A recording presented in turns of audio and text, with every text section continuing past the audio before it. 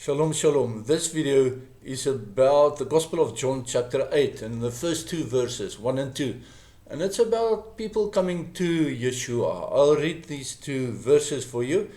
Everyone went home on the seventh day, but YESHUA went to the Mount of Olives. And then chapter 8 starts with, at dawn, in other words, that's on the morning of the 8th day. It's the 8th day of Sukkot. He came again to the temple. It's actually, and let me interrupt myself, Sukkot is 7 days, but there's an 8th day at the end of the 7-day Moed or festival. So at dawn on the morning of the 8th day, he came again into the temple, and all the people were coming to him, and he sat down and he began to teach them. So John chapter 7 closes with everyone going home, and then in chapter 8 it says that YESHUA went across the Kidron Valley, probably using the causeway between the temple and the Mount of Olives. Early in the morning he returned to the temple, and this was Shemini Atzeret, the 8th day assembly, the day after Sukkot. The 8th day is a separate yet connected holy day devoted to the spiritual aspects of the festival of Sukkot. Sukkot is the Feast of Booths in English.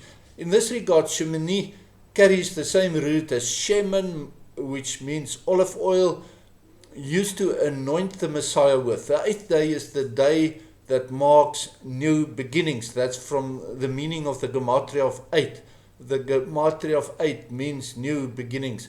As YESHUA came to the temple, people flocked to him and he taught them from the Torah and from the prophets.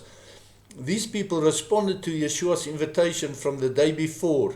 The day before he said, whoever believes in me, as the scripture says, out of his innermost being will flow rivers of living water.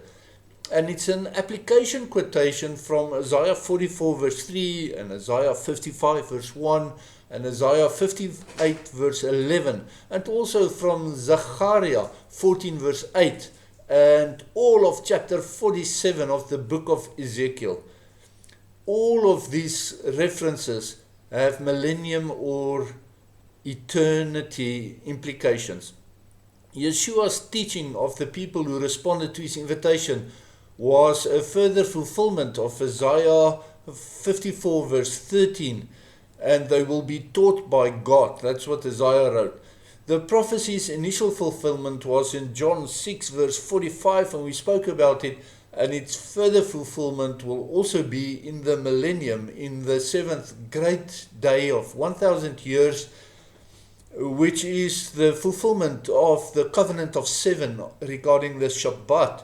And of course, the ultimate fulfillment of this prophecy will be in eternity on the 8th great day that will last forever.